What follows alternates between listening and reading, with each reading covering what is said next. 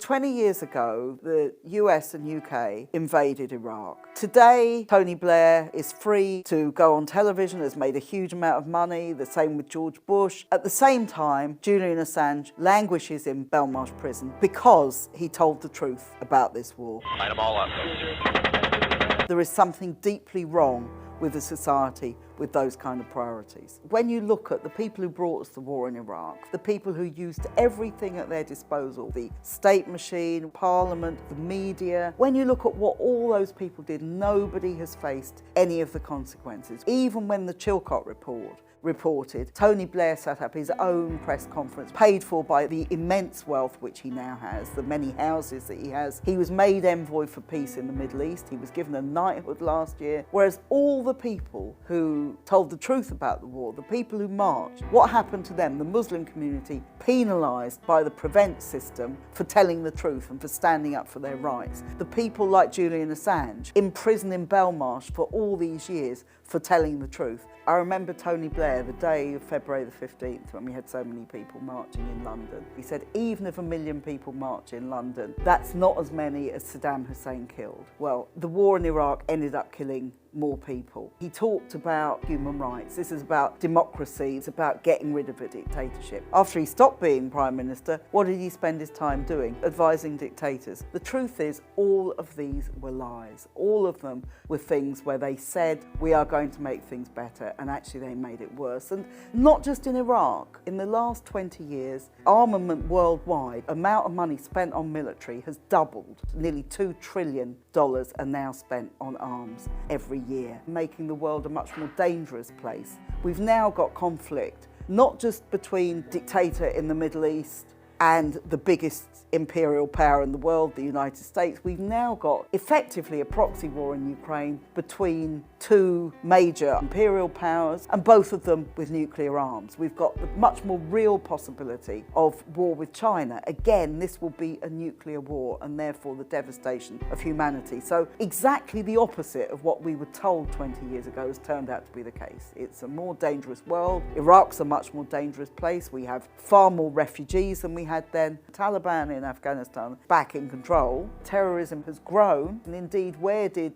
ISIS and Al-Qaeda come from? Well, in Iraq they came from British-occupied Basra province, where they were formed in prison where many Iraqis were imprisoned. And the shameful thing is that the people who created the war are still being given awards, are still making huge amounts of money, and in the case of Tony Blair is still being invited onto the BBC to give his views on absolutely everything, instead of being in the dock at The Hague, which is where I think most people in Britain would like him to be. From the very beginning, from the time he went to Bush's ranch in the spring of 2002, Tony Blair was absolutely fully committed to every aspect of the war in Iraq. He lied about the existence of weapons of mass destruction, which had never been found because they didn't exist, and there were all sorts of people who said so at the time, including the UN weapons inspectors, who you might think would be people who did have some particular knowledge about this. They also wanted to redraw the politics of the Middle East, and that particularly meant boosting Saudi Arabia and Israel as their two closest allies in the region against Iraq and against Iran, and that's a policy that has continued. The Middle East itself, there are very few democratic governments, and that is to do with the way in which imperial powers decided on a particular form of government which really didn't care about democracy. They were concerned with having regimes which were closely connected to them politically, economically and militarily, and that's what's been created. Yes, Saddam Hussein was a dictator. He was a dictator who was put into power through the acts of the United States, but he was by no means unique in that region. Saudi Arabia, for example, has been engaged in a war against Yemen for 7 years. No question about regime change. The murder of a journalist carried out at the behest of members of the Saudi royal family. Nothing is done. You know, we're talking here about extremely undemocratic states. The British government, the United States governments are perfectly happy to work with those people as long as they keep the area secure for oil profits. That's the bottom line. We had many, many Iraqis in this country who campaigned with us against the war in Iraq, not because they liked Saddam. Actually, they had suffered, they'd been put in prison, they'd suffered terrible torture, they'd suffered all sorts of things